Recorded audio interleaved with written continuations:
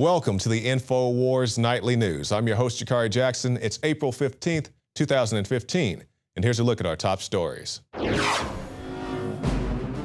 Tonight, are the feds attempting to control the market by drying up ammo supplies? Well, in addition to billions of bullets previously bought by the federal government, the DHS now plans to purchase 62 million more rounds of AR-15 ammo.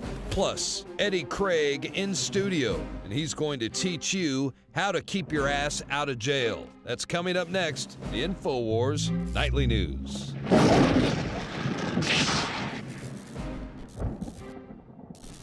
That's right, it is tax day, April 15th.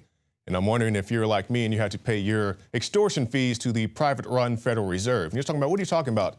Private-run Federal Reserve. Well, you can go to youtube.com, the Alex Jones channel, and see It's a Wonderful Lie, the history of the Federal Reserve.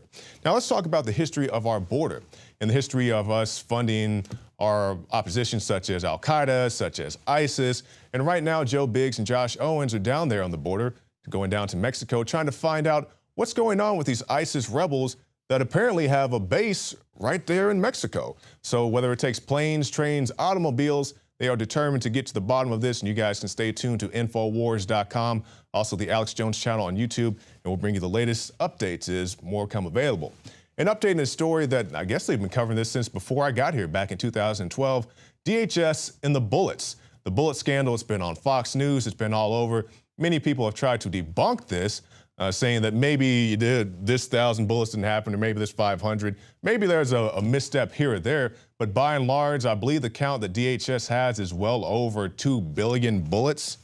And now we have the article, 62 million more rounds of AR-15 ammo. A posting on fezbizops.gov this week reveals that DHS is looking to contract with a company to provide 12.6 million rounds of .223 Remington ammunition, that's AR-15, for the period of 5 years, totaling 62.5 million bullets. And also on the site, we have a purchase order so people can see that for themselves and know that we're not blowing smoke. Now I want to go down to the graph here and show people the list of all the bullet purchases that we know about, starting in April of 2012. And from April 2012 to February 2013, there was over, what's that, 2 billion right there of various calibers. And then you go down the list, you have DHS, over 300,000 bullets of 40 caliber Smith & Wesson. You also have some AK-47 rounds. It's a 7.6 by 39 round, which the U.S. Army doesn't use. But for some reason, the U.S. Army decided to go buy that round. So I'm not exactly sure what these guys are planning, but it's very interesting to note how they are racking up these huge number of bullets.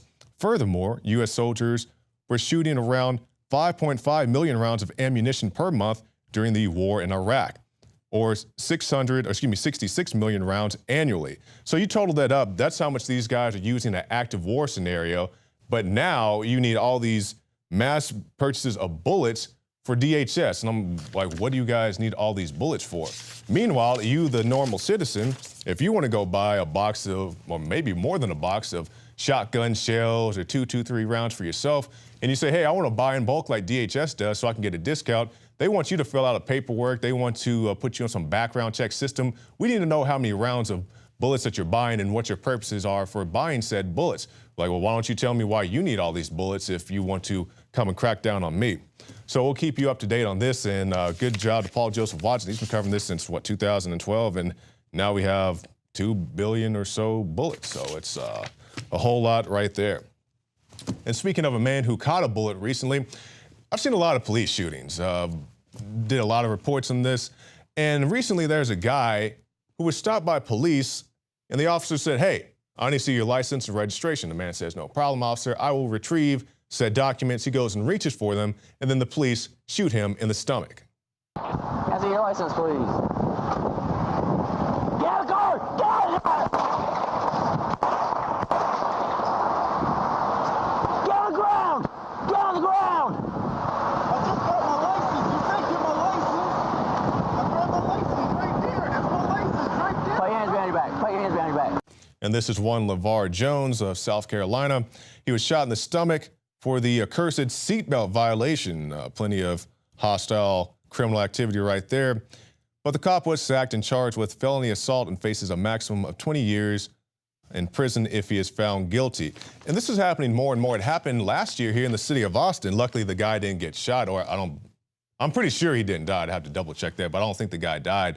But basically, he was pulled over. He's retrieving his license and registration, as they often request you to do. And the officer shoots at the guy. He's like, oh, he had something in his hand. He had his wallet that had his license and registration. And to talk more about this, coming up at the end of the show, backed by popular demand, Eddie Craig. He's going to tell you what you need to do when you encounter the police in a police stop. He actually has a script that will keep your behind out of jail and hopefully will get you home without a bullet in your physique. So we'll move on to other things now. Small helicopter lands on west front of U.S. Capitol, pilot arrested. And this is a gentleman, he wanted to bring attention to campaign finance reform. So he decided to load up his little, I guess you call that a gyrocopter. I didn't even know those things were real. I saw them in movies, but I guess they are actual and functional. So he went into a no-fly zone. He was going to drop off some letters to his elected representatives. And once he hit the ground, they arrested the guy, sent the bomb squad out there to look at his vehicle. So think about this. Hillary's doing pretty much the same thing this guy's doing, going around trying to educate people about finance reform. I don't really take her too seriously, but she's driving around in a mystery machine and eating Chipotle and, you know, having guys, well, I guess gay guys, bending over and grabbing their ankles for Hillary. I'm not making this up. You guys go find the article that Kit did just the other day on it. But I doubt she's going to come to the aid of this gentleman, this individual. And hey, you know, yeah, he entered a no-fly zone. And David Knight was just telling me a second ago, there's people on the big network, somebody, they should have shot this guy out the sky. They have anti-aircraft weapons and they should have killed, he could have been a terrorist. Okay, now with this security state, police state, surveillance state apparatus, the NSA does not have the proper information to predict an attack on their own building. The White House has had multiple people jump the fence, even get into the White House. You got guys flying around in their little gyroscopes, which I have no issue with this guy. Yeah, he broke a law, but so did Kokesh when he racked a shotgun. He was just trying to prove a point. So all this to say, for all this security stuff they have, it's just security theater. They don't really know. You got the Secret Service running around with the hookers and all kinds of silliness and things going on. So it's just security theater. It's just to make them feel safe and to take away your tax dollars while enslaving you and putting an oppressive government over you. And when I say oppressive government, I'm not talking about everybody in the government. Are there good people in the Border Patrol? Yes. Good people in the FBI, good people in CIA, good people in Secret Service, whatever else going on and on. But you have enough people at the top who are trying to come down on you, trying to brainwash you into thinking about guns in a vastly different way, while they give guns to Mexican drug cartels and then want to come and arrest you if you sell a shotgun outside of their jurisdiction. All types of silly things like that. But that's going on to a much broader topic than we have time for today. And we'll end with this before we go into more special reports. We also have a special report from Alex Jones' son, Rex, and also Rob Dew's son, Morgan, talking about how kids are not allowed to play outside, but we'll get to that after the break. But we'll go to break with this. Leaking of government officials' addresses, accompanied by note warning of FEMA crackdown by NWO Satanists. That is quite the sensational headline, but it is all true.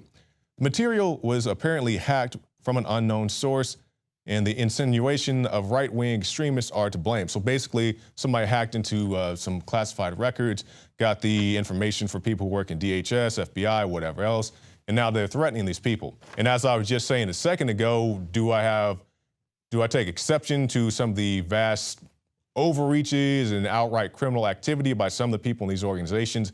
Yes. Do I want people to target them at their homes? Most definitely not. If they are doing criminal wrongdoing, they need to be brought into a court of law and held accountable for their actions in that setting. CBS News reports that the messages accompanying the material, titled DHS, CIA, FBI traitors, home addresses, states, "Let these evil NWO Satanists know that they will be held to pay for their 9/11 treason and for their future FEMA camp planned public crackdown treason also." It says, "Jesus is Lord, and the public is in charge, not these satanic NWO stooges."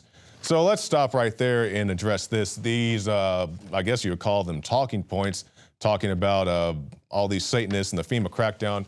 And I think of all the things that alternative media uses, all the phrases, I think FEMA camps are probably the worst one, because people type in FEMA camps and they can't really find anything, or it's just some very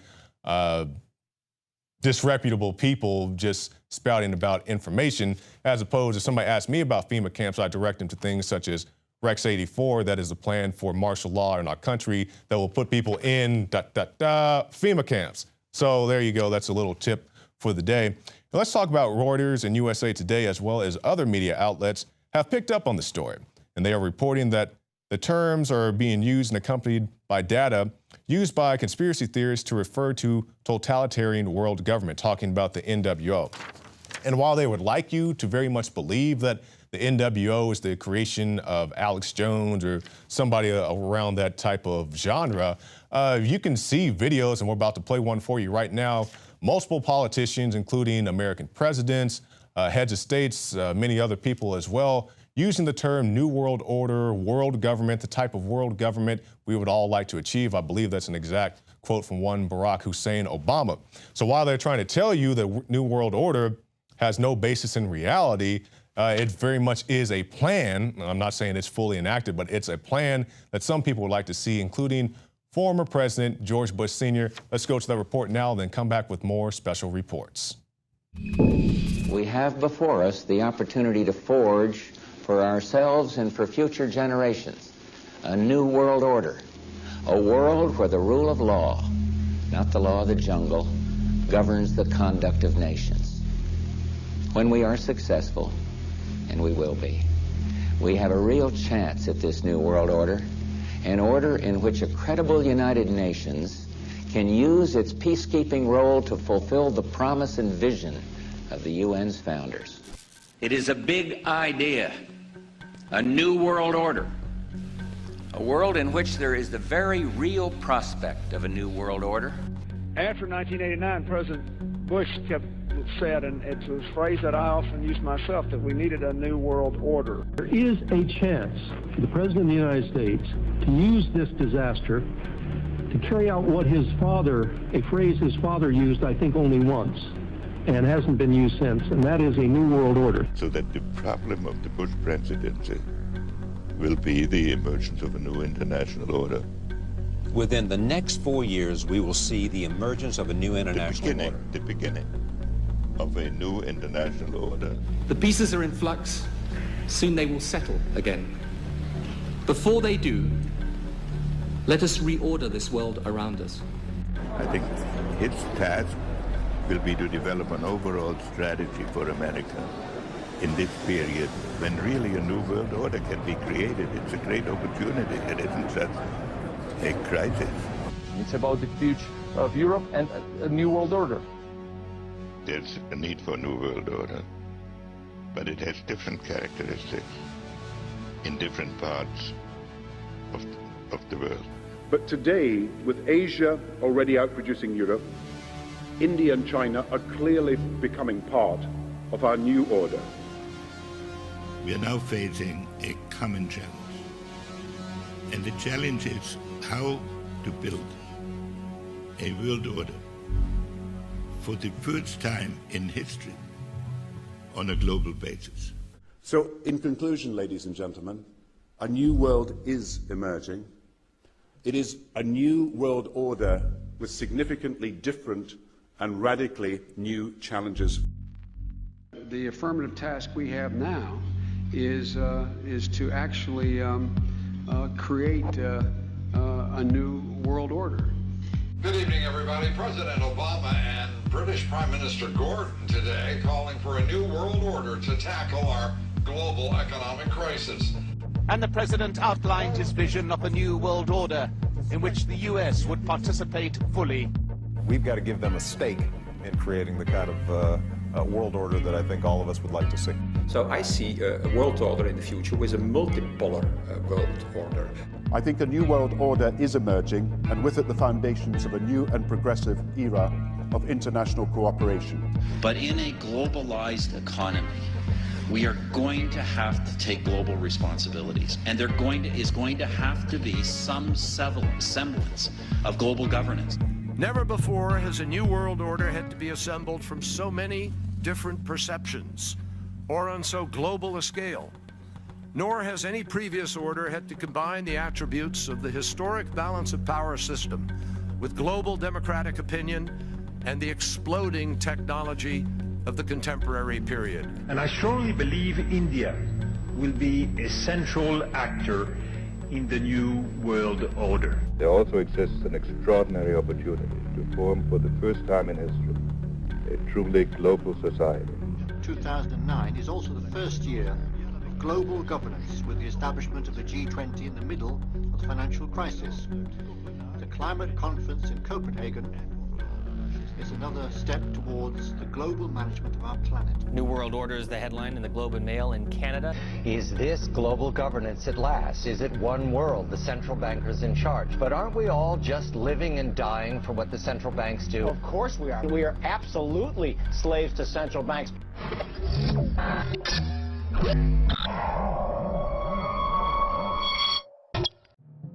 My name is Alex Jones. Most of you know me from my syndicated radio program and my documentary films, as well as INFOWARS Nightly News. When I got on air 20 years ago, I had discovered the globalist program, their plan to take over the world, and my focus went from running 6 miles every other day, swimming 2-3 miles a couple times a week, and lifting weights, to focusing on fighting the globalists. I've gone from 279 pounds all the way down to 235 pounds, and the weight's going off even faster. Super Male Vitality, Survival Shield X2 Nascent Iodine, and Oxy Powder. Those 3 products of the entire family of InfoWarsLife.com products are the most important from my own personal experience.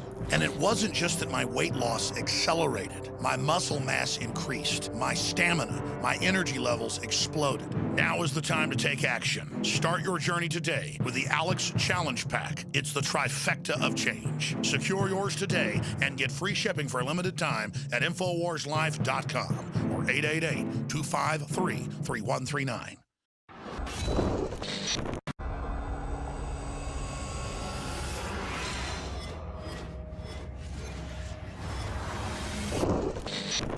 It's called an IMSI catcher, or Stingray, a fake cell phone tower that sends your cell phone signal to it rather than a real cell phone tower, netting suspected criminals and innocents alike to pinpoint their location. This is not about the content of people's communications or collecting every number that they dial, right? To me, it's about we are using some equipment, appropriately in my view, to find bad guys.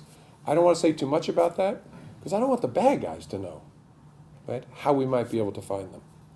And so one of the reasons that we ask local authorities who are working with us and using our equipment not to talk about it. It's not because I got something to hide from good people. I got a lot to hide from bad people. The FBI has bent over backwards to keep their public awareness secret.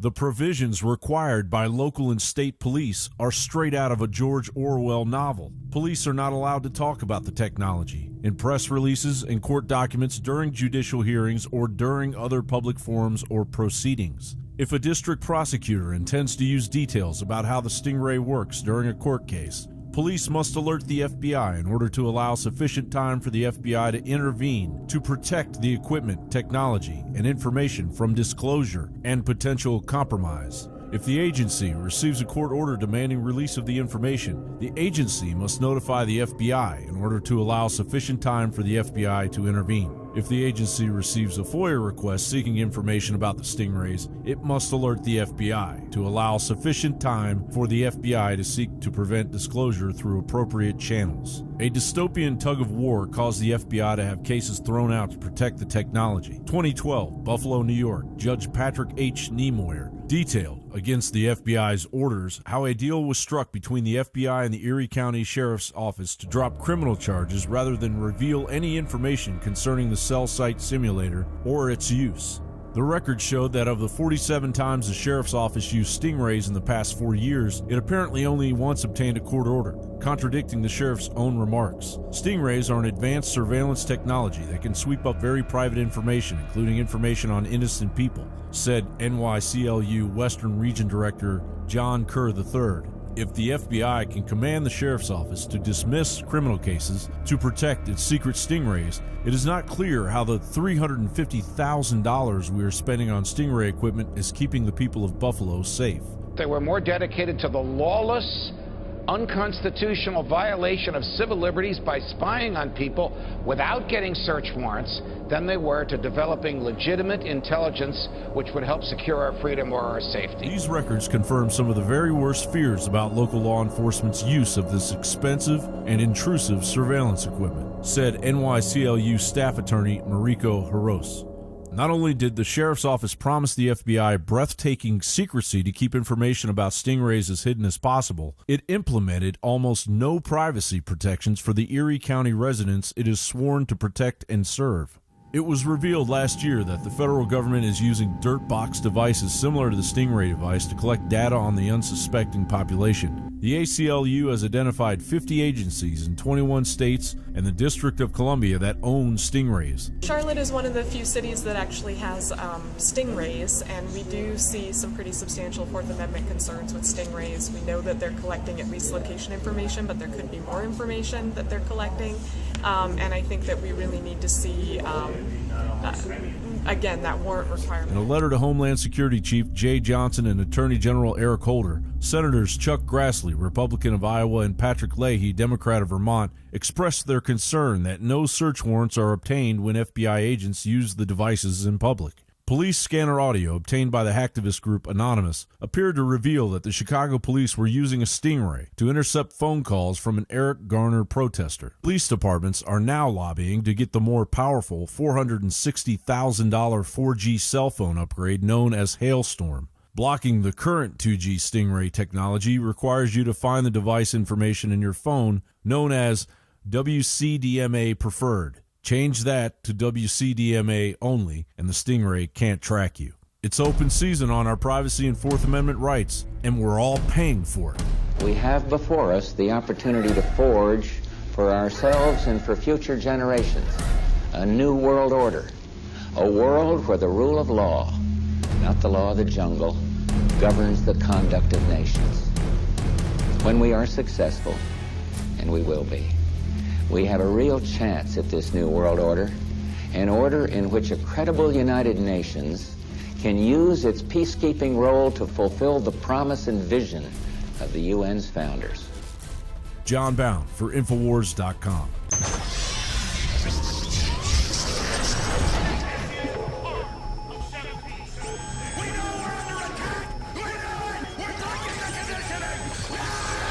The knowledge of the ancients, tried and true, trusted herbs and extracts fused with the latest nutraceutical science. Introducing the all-new Ancient Defense Herbal Immunity Blend, crafted with over 14 key ancient herbs and extracts to supercharge and prepare your body for what experts admit is the most dangerous season of the year. We have rejected hundreds of other formulations in our quest to bring you what is simply the most powerful and comprehensive proprietary formula that we have ever created in the realm of herbal immunity. For the last 2 years, our team has been working with top doctors, nutritionists, and chemists to develop the ultimate nutraceutical formulation. Experience the benefits of combining over 14 ancient herbs and extracts with exciting new advances in nutraceutical science. For a limited time, get 25% off on this introductory offer. Visit ancientdefense.com or call 888-253-3139. ancientdefense.com.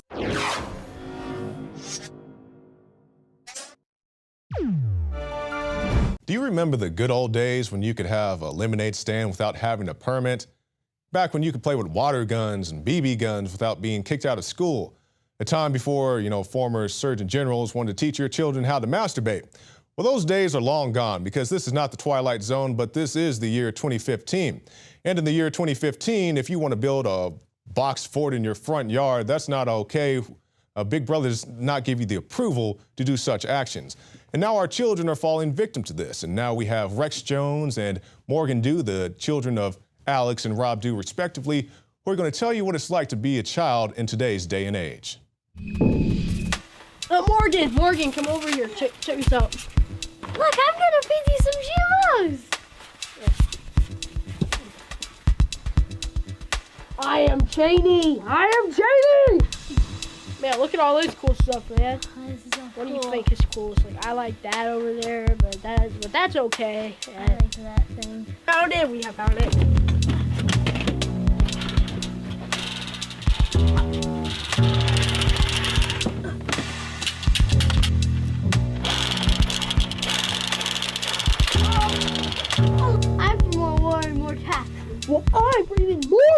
and more taxes. Well, I'm the party for the people. No, I'm the party for the people.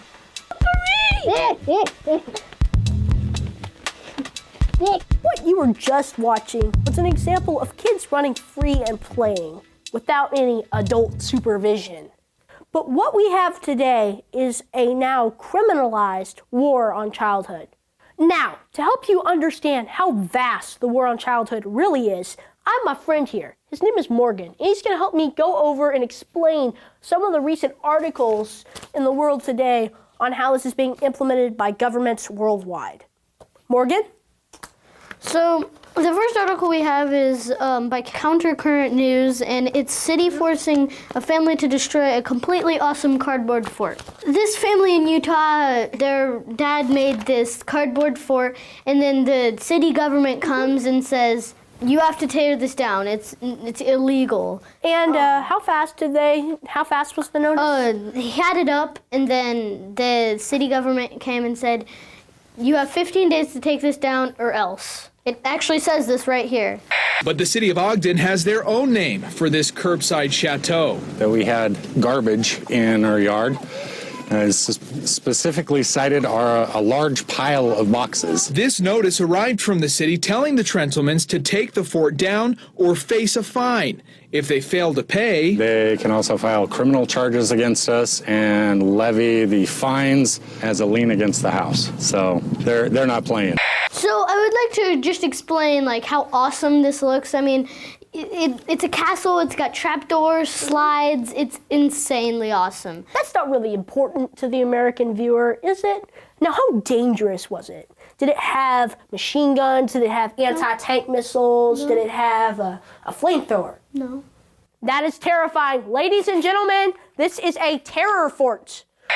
An Ogden family's outside-of-the-box idea of fun has rallied support from around the world. Messages from people in other countries and so forth trying to support us and offering to pay the fines and all that kind of silliness. The notice from the city of Ogden said the family had 15 days to clean this up. They have just over a week left, and they plan to enjoy that time and let all the neighborhood kids play in it. Here's what the father had to say. He said, I just thought it was an awesome way to use boxes in my kids' imagination. Wait, hold up. Don't read it anymore. Wait, did he just say thought and imagination? Yes. In America, you're not supposed to think anymore. I mean, we have McDonald's to do that for you. I'm not loving it. All jokes aside, it's not really funny. They're banning running in the UK. This article says, primary school bans children from running in the playground over health and safety fears. Now, I know this sounds insane, but it's actually going on. A primary school has banned children from running in the playground, it was claimed today. The school says children have been told to stop playing a particular chasing game. Ooh, I wonder if it was tag. Well, they actually have banned tag in New Hampshire. What? Yes. The superintendent said that we cannot have any contact with other kids. No hugging, no tag, no anything. No handshakes, nothing. That's right, Morgan, but they haven't just banned running, they've also banned balls. In New York, ball throwing has become a criminal activity, as this article claims. New York school bans balls at recess, cracks down on tag games over safety fears. Doesn't this sound like New Hampshire? Yep. Tossing a football during recess seemed to be a rite of passage for kids in this school community until now. I think we need like our soccer balls, the footballs and everything, you know. Students at Weber Middle School in Port Washington were just informed that during recess, football is out. Hard soccer balls have been banned, along with baseballs and lacrosse balls, even rough games of tag or cartwheels unless supervised by a coach. A rash of playground injuries has prompted one Long Island, New York school to ban balls and to require teacher supervisions for games like tag. Some of these injuries can unintentionally become very serious, so we want to make sure our children have fun, but are also protected. Isn't that like oil and water? I skin my knees up. I get hurt at recess. It's just part of being a kid. You get hurt. In New York and New Hampshire just don't want to face the truth. In the UK, they ban all those things because they don't want to get sued by parents and stuff. Isn't it better that we're diabetic and obese? Well, the New World Order does want us diabetic and obese. It's not just running, tag, or ball that they're banning. They also want to ban child businesses, such as lemonade stands. Yes, we have an article here. 6 illicit lemonade stands towns had to shut down, one of which is a little girl named Allie Thorne. Like a lot of kids, 6-year-old Allie Thorne wanted to make some money. She didn't have dreams of fancy cars, yachts, and place in the Hamptons. She just wanted to have enough money to buy stickers. Just a little bit of stickers. Just a little bit of money, like $5. That's all she wanted. To buy a few stickers. And the police came and shut her down. This is just like I said in my last report, the war on entrepreneurs. The government, anytime they see any child acting out of the norm of watching TV and getting fat on ice cream, they see it as an attack on them, and they make plans to shut it down fast. This is a war on childhood and a war on our basic freedoms that doesn't stop when you turn 18. We didn't even have time to get to the stack of articles with people letting their grass grow and facing jail time, and even having a vegetable garden. But wait a second. I thought in World War II it was patriotic to grow vegetables. Now for the real garden. When the maples are in bloom, it's time to begin planting. When the moisture is just right, the soil won't brawl or be sticky. It holds its shape when pressed, but crumbles easily when broken. Then it's right for working and planting. Am I wrong? No, you're not. In World War II, they did want to have vegetables and growing your own food. Well, I guess they wanted to be patriotic and strong as a nation. Yep. Well, now what do they want us to do? Are we supposed to grow Twinkies in our backyard? Yes, we are. Before we end this report, I want to share one more article with you. It says, parents of free-range children held by Child Protective Services after being found wandering alone in a park were found guilty of neglect a month ago, but refused to change their ways. So basically these kids were walking home from the park and the police picked them up and called child services, and it turned into this whole big thing. And since the parents have refused to obey their government overlords, now the state has come in and made it into an even bigger thing than it needs to be. It's just 2 kids walking home from a park. So.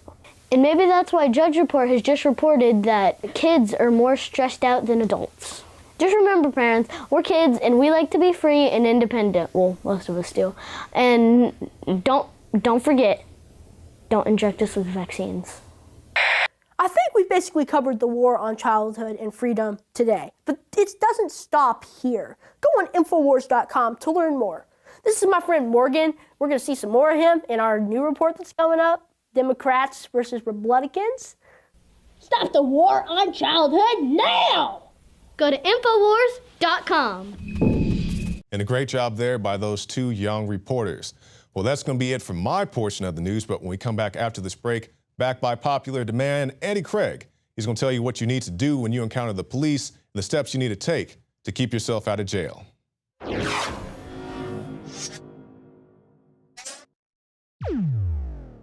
Another major health threat, this one in Toledo, Ohio, where everybody in the entire city has been told not to drink the water. Ohio's governor declaring a state of emergency. Did you know that the average person uses about 80 to 100 gallons of water at home every single day? If there's a water emergency, will you be prepared? Panicked residents forming long lines throughout the day. We're here at a supermarket in Toledo. You can see the shelves empty where water once was. To stay safe and healthy during a crisis, you must have access to safe, clean water. Water which will not be available at your local grocery store. There's a mad dash on right now to stock up on supplies. The ProPure Pro 1 G2.0 water filtration system is a must-have for every modern, independently minded household. Protect your family's safety during an emergency. Go to InfoWarsStore.com today to purchase your ProPure Pro 1 G2.0 water filtration system or call 1-888-253-3139.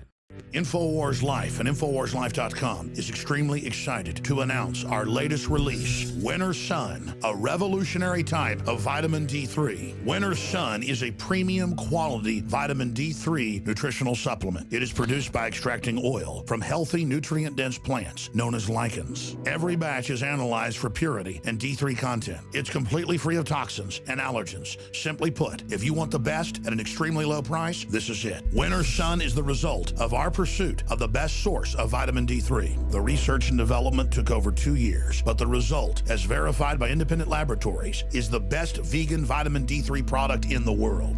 Read the facts at InfoWarsLife.com about Winter Sun Vitamin D3. Not only does vitamin D3 promote a healthy mood, but vitamin D supports our memory and brain function, something the globalists are targeting.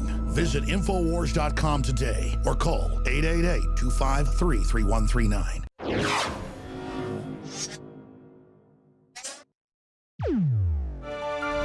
Hello, folks. My name is Eddie Craig.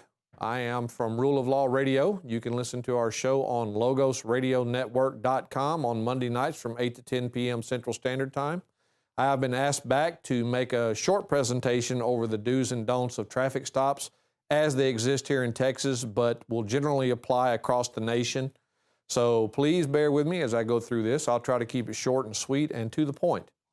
Now, for those of you that have gone to the LogosRadioNetwork.com/TAO address and downloaded the script, you'll be able to follow along with this. If not, you can go there and get it. We're going to cover first the do's and don'ts. First, do remember that in Texas, an officer is required to read you your rights before questioning or searching you if they have placed you in a custodial arrest. Now, what they won't tell you, and what the court has ruled here in Texas in the case of Aziz v. State in 2008, is that in Texas, in a transportation stop, you are always in a custodial arrest. No matter what the officer tells you about a lawful detention, you are in a custodial arrest. Now, that is why they are required, before searching and retrieving information from you, to advise you of your rights under 38.22 of the Code of Criminal Procedure. They never do this. The other part of it is you'd be waiving specific protected rights by giving them information, one of those being your right to remain silent. So please, when you go through this script, understand that there is a legal reason for everything it says to do or don't do. Now, be aware that they almost never read you your rights, and anything incriminating you that you say, they can use against you because it will be considered to be a voluntary statement on your part. So please be careful about waiving that right and providing them with information. Now, don't ever answer the officer's questions like, where you been, where you going, how many drinks you had, what have you been doing, and so on and so forth. That's none of their business. It has nothing to do with their investigation. These are setup questions intended to escalate this at the very first opportunity to what every basic transportation stop is meant and trained to be escalated into, and that is a DUI or drug bust. This is where their money and their ability to prosecute truly lies, and that's what they want. And that is what helps them get their promotions and their federal funding, is to make those type of busts. So you are being played when these types of questions are being asked. Don't fall for it. Now, in relation to that, you have that right to remain silent. By answering those questions, you are waiving that right, so let's not do that. The other thing you want to make sure you do is remember to roll up all of your windows and to lock your doors as you're getting pulled over, not after the fact when the officer's walking up to the car. You want to do it before you actually come to a stop. First, you roll your windows down just in case, make sure the car's completely aired out, and then you roll everything up except for your window, and then when all those are up, roll your window up till it's about 2 to 2.5 inches and no more. The officer has no lawful authority to force you to roll it all the way down. No law compels you to do that, therefore no law gives him lawful authority to demand that. He will accuse you of not following a lawful order. He may even attempt to charge you with that. But that charge is false and fictitious. There's no law requiring you to do it. Therefore, there is no law on which to base the presumption of it being a lawful order. Now, Don't open your windows, don't unlock your doors, don't get out of your car. Just don't do it. This allows them to intimidate you in other ways that you will not be comfortable with and you don't want. So please, stay in your car, stay where it's safe, no matter what they tell you, because they don't have a lawful authority to order you out of your car in a transportation stop like they would if it was a DUI or a drug bust. And the whole purpose of this small portion of the window being open is to minimize their ability to make the accusations for either, as we will see. Now, that's why we don't ever roll down more than one window at a time. If an officer on the other side starts knocking on the window and telling somebody to roll it down, tell them not to do so. You don't want to create a cross draft inside that car that allows them to come up with the scenario of, I smell something, because air was pushing through your car from the other open window. So just don't do it. Don't ever provide an officer with any documents or other information that they demand. And as you saw in the presentation I made last week on the interview with Jakari, the problem there is by production of those documents, one, it's a voluntary statement. Two, those documents, even unbeknownst to you, can potentially incriminate you in other ways and be used against you in a court of law to prosecute you. They cannot compel you to waive a protected right to exercise a privilege, nor can they statutorily create the requirement that you waive the right to comply with the statute. Those are forbidden, and there's lots of case law that says it's forbidden. So we're just not going to play their game with them in that and waive our rights just because they're demanding it. They will attempt to charge you for it, which, as I also covered, is in of itself a violation of your rights to criminalize the invocation and exercise of a protected right. Your right to remain silent covers both production of documents and verbal and written statements. You don't have to produce anything that they can use against you. And since you are not an attorney, you cannot make the presumption that what you're being required to produce can't be used against you. You see how this works? Without that assistance of counsel, those decisions can't be made by you, shouldn't be made by you. So don't waive your right and produce. Even if you get assistance of counsel, make sure your counsel understands what rights they're trying to tell you it's okay to waive, because that's what they're doing. Now, don't ever give your consent to an officer to search your car for any reason, no matter how kindly and nicely they ask, no matter whether or not you think you have anything to hide. As I said in the original presentation I did on this subject, you don't know what one of your the people that you had in your car before, friend, family, stranger, whatever, may have left behind in your car. You don't know unless you clean it on a regular basis, both underneath the carpet and everywhere else. You don't know what could be in that car that could be used against you. You don't know what that officer's intentions are. He could be short on his DUI bust or drug bust for the month. He could be planning paraphernalia while he's searching your car. Next thing you know, you've got a drug possession or paraphernalia charge to fight against. Don't consent to warrantless searches. Just don't do it. Now, officers will almost always insist that you are not under a custodial arrest, but rather are simply being detained or are part of an investigative detention. That's a lie, folks. I just did a write-up on a video from Rome, Texas, where two cops were harassing this lady and her son. I dissected that video minute by minute, and both sides made their very big mistakes. The ones the officers made, however, are much worse simply because their mistakes resulted in a violation of rights, misrepresentation of the law. Basically, they're once again lying to members of the public to further their own ends. Folks, that's got to stop. We can't let them continue to get away with this. We just can't. So, when they tell you you're in a detention, you are not. In Texas, you are in a custodial arrest. In almost every state, you're going to be in a custodial arrest. You will need to research the statutes and the case law there to see if that determination holds true in your particular state, but here it does. That is where 3802 of the Penal Code comes in, where they attempt to threaten you with failure to identify because you won't produce a driver's license or something of that nature. As I covered in the presentation last week, Failure to identify does not require physical production of any form of ID. It only requires production of 3 specific pieces of information: name, address, and date of birth. That's all. Do not go beyond that. Now, right here, you will see a basic breakdown, a graphic representation of the way the courts have ruled a determination of a custodial arrest is to be made. As you can see, custody is equal to custodial arrest or functional equivalent of a custodial arrest. Then we have functional equivalent of a custodial arrest is equal to a reasonable person, considering the totality of the circumstances, who would believe that he or she is in police custody to such a degree associated with a formal arrest. In other words, officer, am I under arrest? No. Well, am I free to go? No. You cannot get the same answer to both of those questions. If you're not free to go, you're arrested, and you have the right to presume that is the case.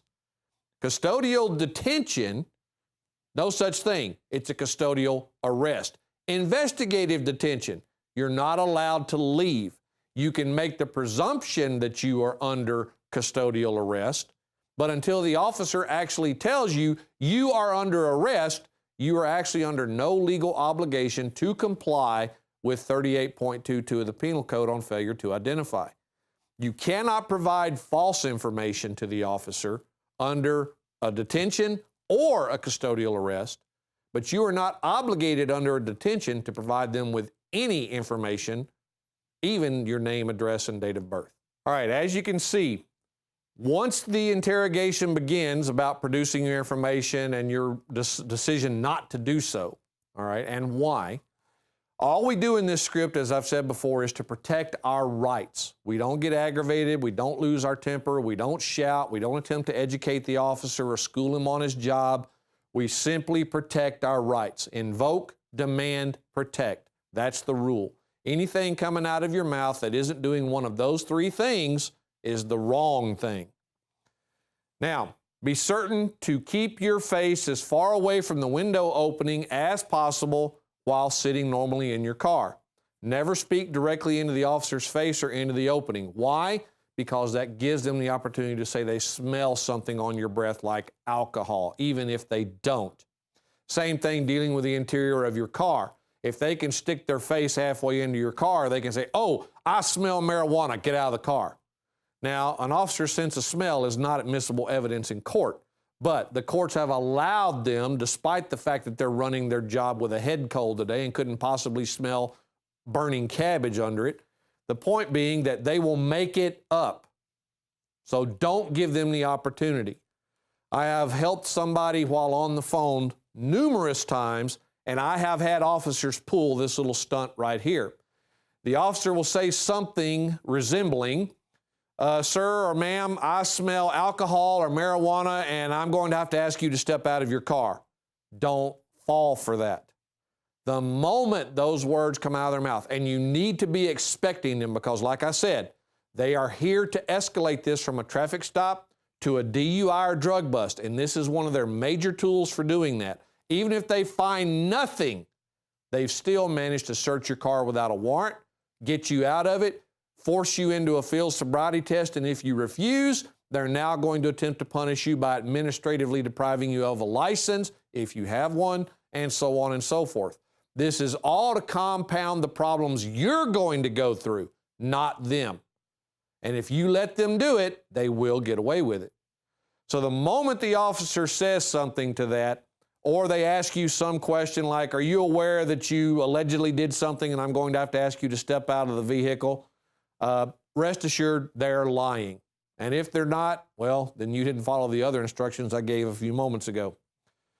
When they say anything of that nature, you specifically reply in this way: "Officer," and if you know their name and badge number, recite it. "Your statement is patently false and an outright lie. Are you now trying to fabricate probable cause by making false statements into the record and false allegations against me?" Now remember, they're recording this. You better be recording it too.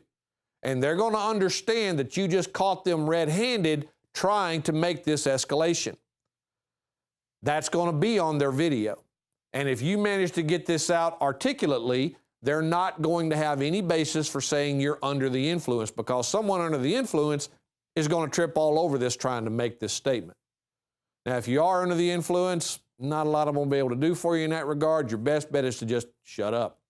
And remember, that's the other 3 rules if you're not invoking, demanding, and protecting. Shut up, keep shutting up, and shut up some more. All right? So, they can threaten you with K-9 units and all this stuff, but the problem is, until they actually have probable cause to summon that K-9 unit, it's now a false imprisonment. It's gone from an unlawful detention to a straight-up false imprisonment, because the courts have already said that they cannot hold you any longer than it takes to complete the actions for the original purpose of the stop. And they've given an approximate figure, though not an exact, of about 20 minutes to complete a standardized traffic stop. Now, of course, that is considering that the person complies in every way with everything they demand. Once you start standing up for your rights, the length of that stop is going to get extended considerably, because the officer doesn't like it when you stand up for your rights. He doesn't want you standing up for your rights, because that deprives him of his ability to complete the job and go generate revenue somewhere else, or to go get another escalated case in progress so he can get his arrest up.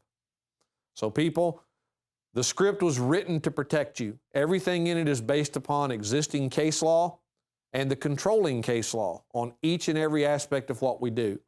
You will see lots of people online knocking the script and saying, yeah, pull this in my state and you're going to get tased or you're going to get shot. Folks, the way the cops are today, that's liable to happen over the fact that you rolled your window down in the first place. You just don't know. So why would you give up your rights just to feel a little safe? I believe Benjamin Franklin said that he who is willing to do that doesn't deserve to be safe or free. Okay? I'm paraphrasing it, of course, but you get the idea. If you're willing to give up your rights for safety and security, you will lose both and deserve neither, is what he said. So folks, please pay attention to these things in the script. They are written and designed to protect you. Thanks for listening, and I hope that this information is useful to you. We have had success from lots of people all across the U.S. with it, and some that not so much because they didn't practice it. But if you internalize this information and you get able to recite it as needed, it will serve you well. So thank you all for listening, and thanks for letting me be back. Used since before the days of the Roman Empire to support the body's natural systems and enhance overall health. Introducing the new InfoWarsLife.com oil of oregano formulation, a highly advanced nutraceutical form of this key herb that has been traditionally used by civilizations for thousands of years to promote health. We have now procured the most high quality and potent forms of oregano oil on the market, sourced from top leading manufacturers to ensure a concentrated level of bioactive ingredients, extracted directly from the wild herb and sealed in easy-to-use capsules. You will no longer need to endure the burning of liquid oregano on the tongue. Wild crafted from the Mediterranean oregano species that experts agree is one of the most powerful and most challenging to acquire. This winter season, it's more important than ever to secure this true form of oil of oregano. Now available in our limited first run at InfoWarsLife.com. That's InfoWarsLife.com or call 888-253-3139. You are watching the InfoWars Nightly News, which airs 7 p.m. Central at InfoWarsNews.com. And your support is helping us defend liberty worldwide.